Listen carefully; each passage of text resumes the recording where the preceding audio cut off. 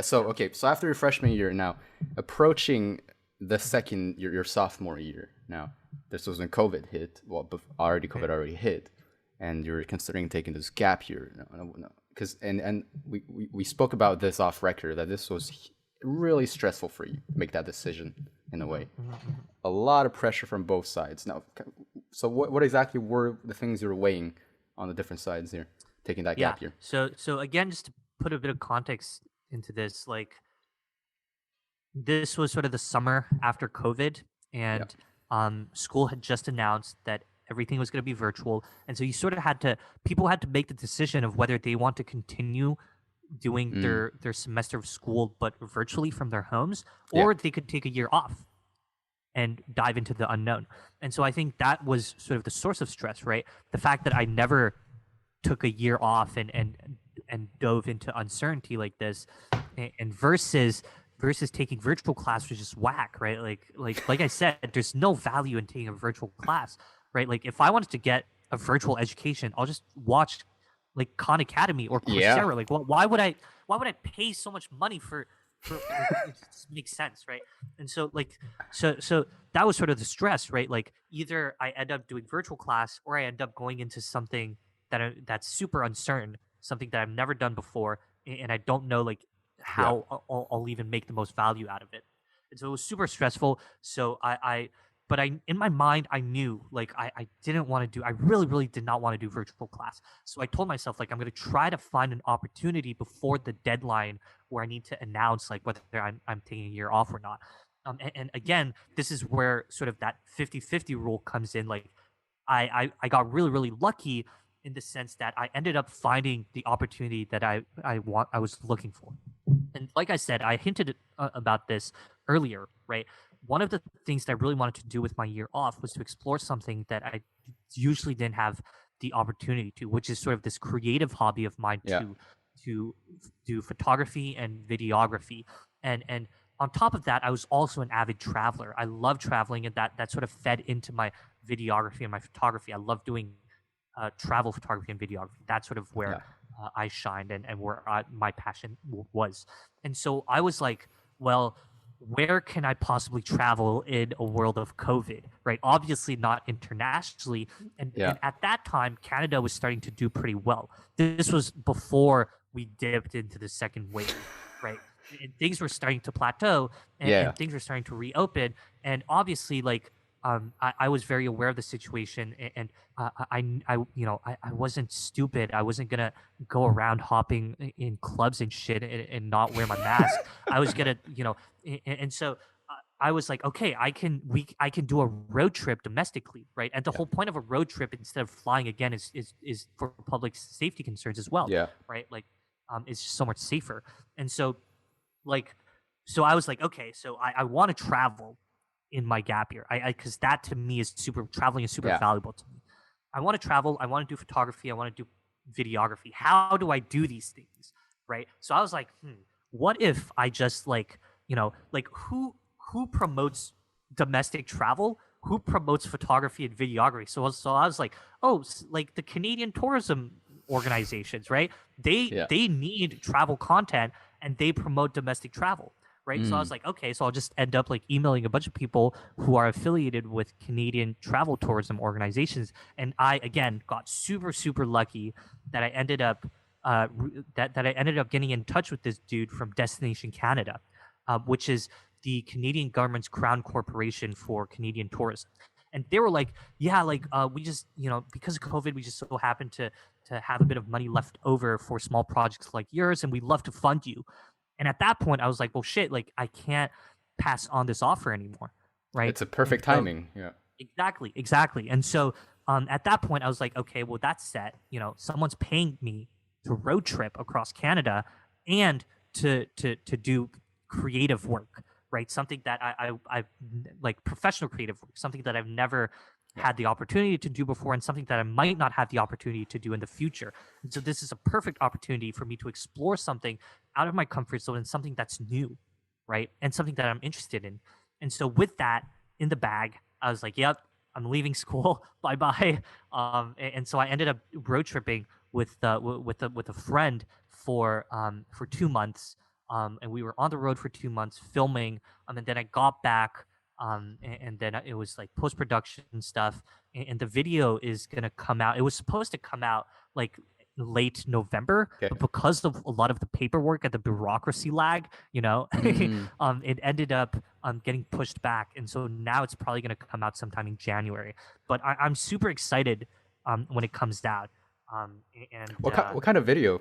Like a short travel it's film or? yeah, Yeah. it's a road trip video from east to west. So I left Montreal and road tripped all the way to Vancouver. That's over like Wow. 10,000 kilometers that I Jesus. single-handedly drove because my friend Jesus doesn't have a Christ. license.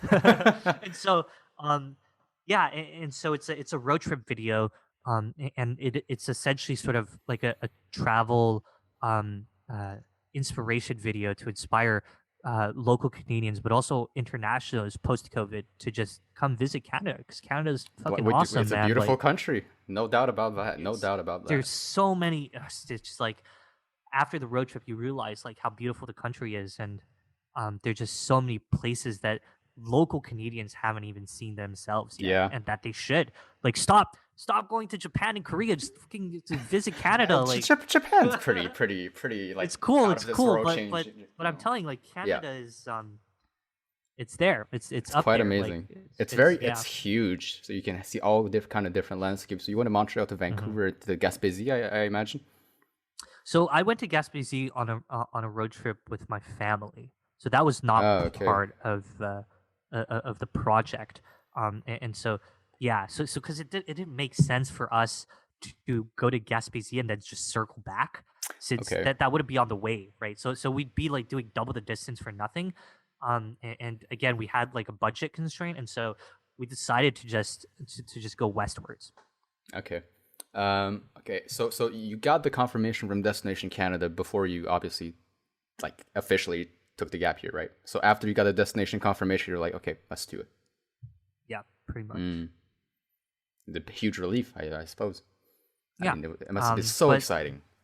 yeah, no. It was very exciting. It was also very, I was anxious as well because again, I had never Mm. done this before. I didn't know how it was going to turn out. There was a lot of sort of, uh, there was a lot of uncontrollable factors, right? Like the weather, the road conditions. Again, COVID. Like we took, we took, dude, we were so anal about like COVID precautions. You have no idea. Like we were, Well, because obviously like we didn't want to. We didn't want to be a risk for other people, and we didn't want to be at risk either. yeah. And so public health was our number one concern. And we would like we would act so awkwardly in public. Like we would always like circle around people and like turn our backs to people. Like I mean, I want to do this if it wasn't um this type of road trip, but you just had to, you know, there was this sort of moral obligation that Yeah. we had Yeah. with the world. Um, so anyhow, yeah, and when I say I wouldn't do this, I mean I wouldn't be so anal about it, but I would still take the necessary precautions, right, when I'm Mm. in public. Yeah.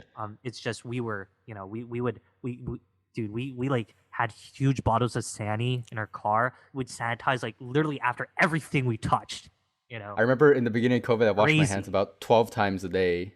My skin It was like was, literally peeling yeah, off. yeah, Yeah. yeah, yeah, yeah, yeah. It was crazy, crazy And, time. But I had to yeah, ask you, when you take this gap year, do you lose anything in particular, for example, at Harvard? Like, I mean, you don't really.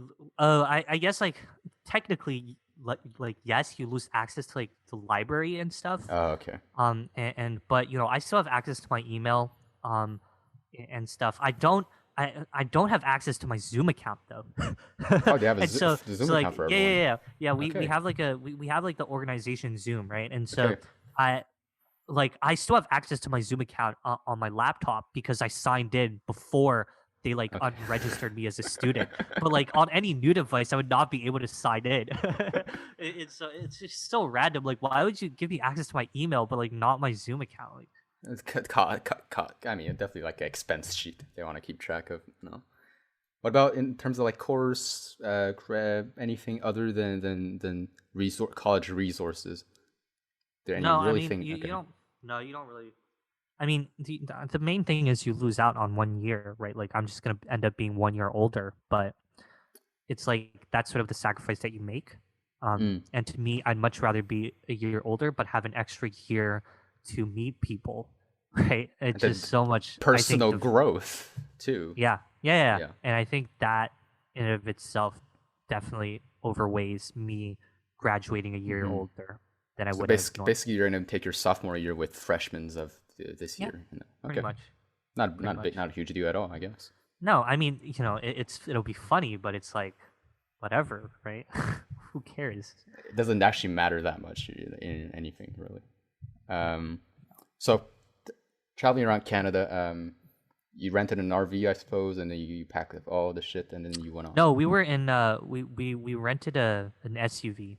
An SUV. Yeah, we ended up staying at different hotels Mm. and other accommodations. And that's what's awesome is when we work with Destination Canada, they help with a lot of the partnerships. So we were Mm. working with a lot of provincial groups as well who were able to offer a lot of hotel stays, um, which is something that I'm not used to. And yeah, no, it's just like a completely different lifestyle, right? And so and it's definitely it was fun, it was cool, but it's a certain lifestyle for a certain type of person. How much of it came out of your personal pockets to finance this Like 2 month barely. long trip? No, like we calculated our budget pretty tightly. Yeah. We ended up using the entire budget, and then we didn't spend too much out of our own pockets. To learn the full story on how David Chow left Harvard on the gap year to travel Canada while building a social media app, go to episode 10 with David Chow.